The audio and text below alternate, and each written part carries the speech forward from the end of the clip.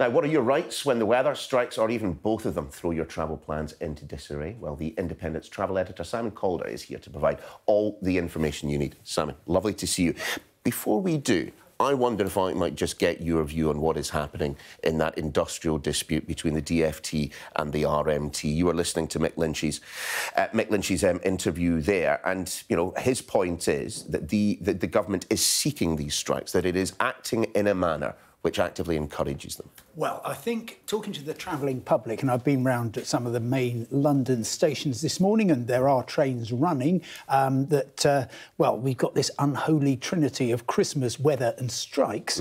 And we're now, I think, moving into the plague on both your houses stage of the public's view on this. But you absolutely summed it up perfectly when you said to, well, Mark Harper earlier, did you intervene? And he declined to answer.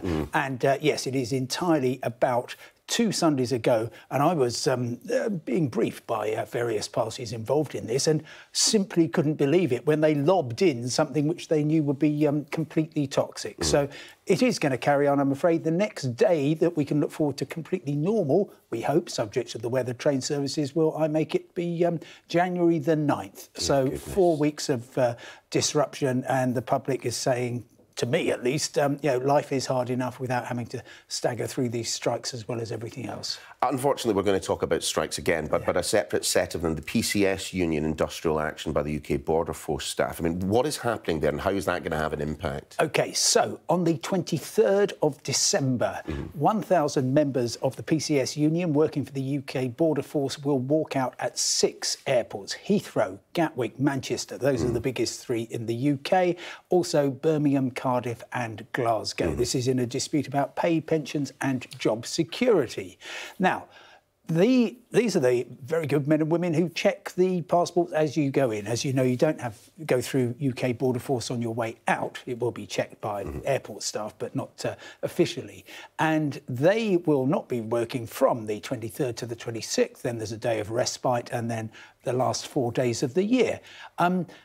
And they say that this will cause significant disruption. I mean, so are the airlines cancelling flights already? Right, OK. So it all depends who you talk to. Right.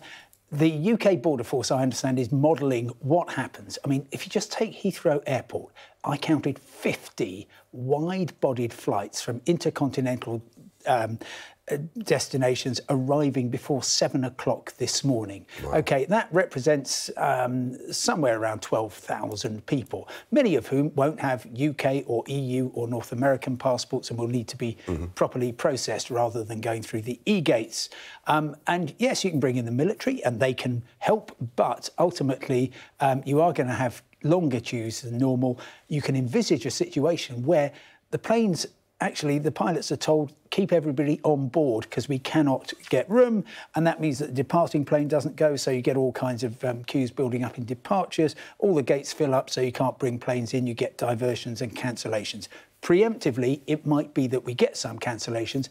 Manchester Airport says we certainly will. Gatwick says we won't. And Heathrow's boss yesterday, John Holland-Kay, said, we think there might be a little bit of impact on arriving passengers, but we're going to get everybody away to their destinations. Is that something that you can then claim for if you have had a delay on a single flight that you're getting off and you're coming through the departure gate? But more than that, I mean, if you are connecting somewhere. Well, if you're doing any kind of connecting flight, then you should just be travelling on one ticket. So if you were, for instance, going through Gatwick and you came in on one low-cost airline and transferred to another low-cost airline flight, that's not a through ticket, you're on your own. You might be able to get a bit of insurance, but actually, if you've got a through ticket, then it is absolutely the airline's responsibility. And if they do start cancelling planes in advance, then they've got to book you on the first plane, which is going to get you to your destination on the right day, even if that means they have to buy you a ticket on another airline. The trouble is, of course, this time of year, planes are flying full. There aren't that many empty seats. That's true.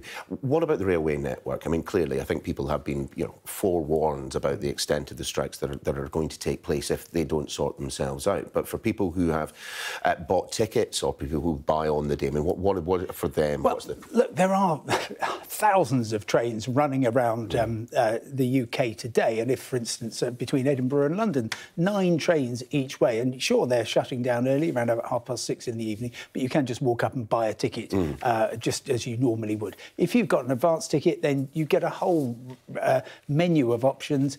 You can get a cash refund, you can get a voucher. Don't know why you would want to do that. Yeah. Or you can travel in the days before the strike, well, it's now on, or in the days afterwards. So huge amounts of flexibility and actually collapsing ticket revenue, of course, for the government, which ultimately is directing pretty much all the operations in the railways these days. Really, really briefly, because we are out of time, but given your contacts with the RMT and indeed at DfT, I do wonder if you see a way through this. Do you think that there is going to be a solution? I'm afraid we're going to have to sit through this all the way to the first week of January, and you could tell from your interview with Mick Lynch, he desperately wants a settlement. His members don't want to lose any more money. They want to find a way out. It's now, I think, down to the government. Yeah. Simon Calder, lovely to see you. Thanks for joining us.